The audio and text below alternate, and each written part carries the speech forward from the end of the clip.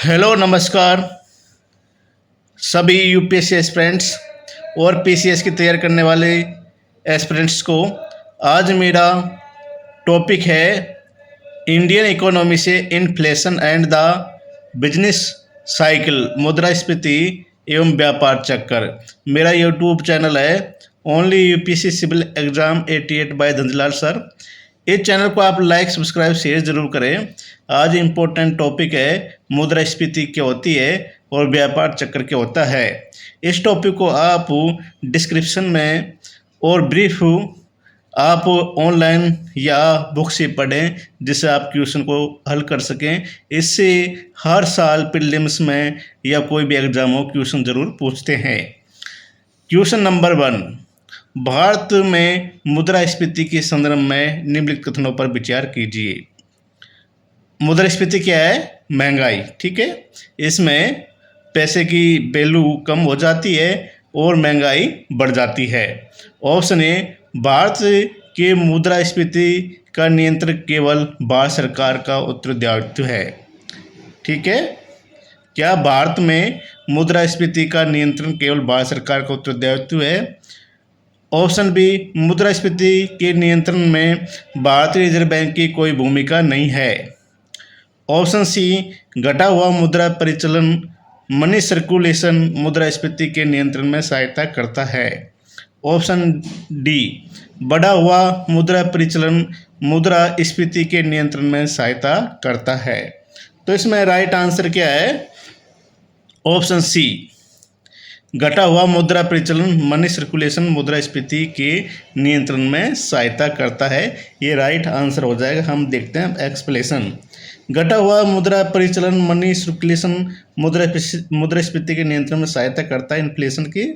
ठीक है, और कथन ए, बी और डी गलत है, क्योंकि भारत सरकार एवं भारतीय रिजर्व बैंक दोनों ही क्रमशः अपनी राजस्व नीति एवं मौद्रिक नीति के द्वारा मुद्रास्फीति पर इन्फ्लेशन पर नियंत्रण का प्रयास करते हैं। ठीक है, विकल्प डी भी असत्य है, क्योंकि अर्थव्यवस्था में उत्पादन में वृद्धि के बिना मुद्रा प्रसार में वृद्धि से तरलता बढ़ने के चलते स्फीतिकारी दबाव बढ़ जाता है और मुद्रास्फीति के नियंत्रण में सहायता नहीं मिल पाती है। अतः ये कथन भी सही है। अगर मुद्रा का परिचालन बढ़ेगा तो मुद्रास्फीति और अधिक हो जाएगी। इसलिए इसमें क्या बैंक रेट बढ़ा दी जाती है और रेपो रेट भी बढ़ा दी जाती है। ठीक है, फिर हम देखते हैं नेक्स्ट क्वेश्चन। क्वेश्चन नंबर 2, निम्नलिखित कथनों पर विचार कीजिए। ऑप्शन 1, मुद्रास्फीति ऋणियों को लाभ पहुंचाती है। ऑप्शन 2, मुद्रास्फीति बॉन्ड धारकों को लाभ पहुंचाती है। ये उपरोक्त कथनों में से कौन सा शेष सही है? ऑप्शन ए केवल 1, ऑप्शन बी केवल 2, ऑप्शन सी 1 और 2, ऑप्शन डी न तो 1 और नहीं 2। तो इसमें राइट आंसर है ऑप्शन 1। जो मुद्रास्फीति है वो ऋणियों को लाभ पहुंचाती है, जबकि मुद्रास्फीति बॉन्ड धारकों को नुकसान पहुंचाती है। अब हम देखते हैं एक्सप्लेनेशन। मुद्रास्फीति इन्फ्लेशन के चलते क्रय शक्ति में कमी के कारण ऋणदाता वर्ग लेंडर हानि की स्थिति में होता है, जबकि ऋणी को लाभ प्राप्त होता है। क्रय शक्ति में गिरावट के कारण ऋणदाताओं को जो ब्याज तथा मूलधन के रूप में रुपया मिलता है उसकी क्रय शक्ति अपेक्षाकृत कम होती है। इसलिए ऋणदाता को हानि होती है। क्यों होती है ऋणदाता को हानि? क्योंकि उसकी क्रय शक्ति कम होती है। और ऑप्शन बी भी सही नहीं है, क्योंकि मुद्रास्फीति सामान्यतः बॉन्ड धारकों को लाभ नहीं पहुंचाती। बॉन्ड धारक से आशय जिन्होंने बॉन्ड के एवज में रुपए उधार दिए हैं मुद्रास्फीति की दशा में नुकसान की स्थिति में रहेंगे। अतः बी भी विकल्प गलत है। मुद्रास्फीति मुद्रा धन की क्रय शक्ति को कमजोर कर देती है। अधिकांश ऋण उत्पाद डेबिट प्रोडक्ट जैसे सावधि जमा, फिक्स्ड डिपॉजिट अथवा नियमित बॉन्ड, रेगुलर बॉन्ड जो रिटर्न प्रदान करते हैं वे मुद्रास्फीति के संदर्भ में संचित नहीं है। तो हमारा क्या कथन हो जाएगा? राइट ऑप्शन ए मुद्रास्फीति ऋणियों को लाभ पहुंचाती है, जबकि मुद्रास्फीति बॉन्डधारकों को नुकसान पहुंचाती है। नेक्स्ट क्वेश्चन देखते हैं। भारत में मुद्रास्फीति की दर आमतौर पर निम्नलिखित में से किसके उतार चढ़ाव के संदर्भ में मापी जाती है?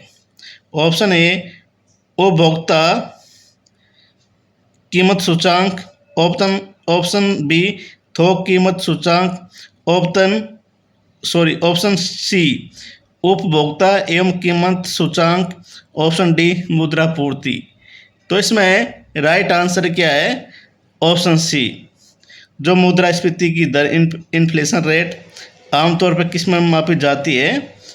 उपभोक्ता एवं कीमत सूचांक के बारे में, ठीक है। उपभोक्ता एवं थोक कीमत सूचांक के संदर्भ में मापी जाती है।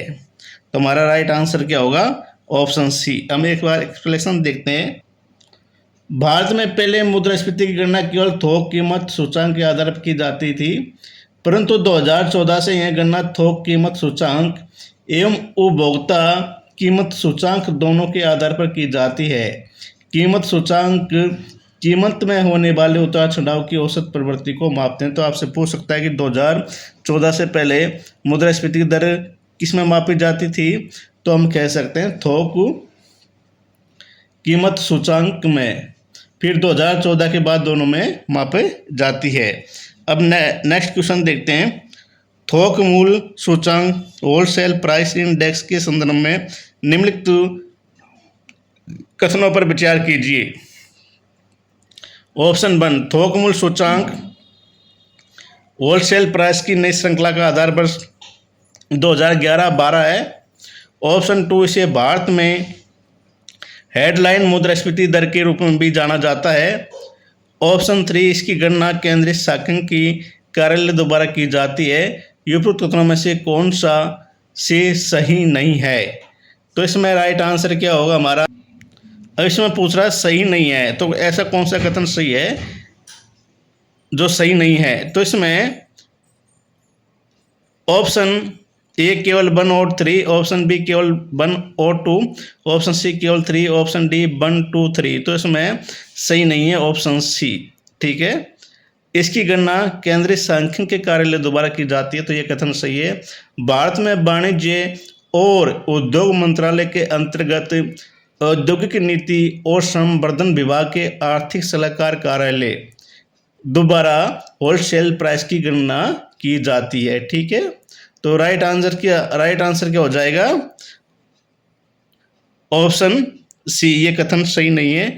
जो होलसेल प्राइस इंडेक्स की गणना की जाती है वो आर्थिक सलाहकार कार्यालय के द्वारा की जाती है, जबकि ऑप्शन 1 सही है। थोक मूल्य सूचांक की नई श्रृंखला का आधार वर्ष क्या है? 2011-12 है। इसे भारत में हेडलाइन मुद्रास्फीति की दर के रूप में भी जाना जाता है। तो आज हमारे इंडियन इकोनॉमी से इन्फ्लेशन एंड बिजनेस साइकिल से 4 क्वेश्चन कंप्लीट हुए हैं। ये कैसे लगे आपको क्वेश्चन, प्लीज़ कमेंट्स में बताएं, और मेरे इस यूट्यूब चैनल को आप लाइक, सब्सक्राइब, शेयर जरूर करें। जय हिंद, जय भारत।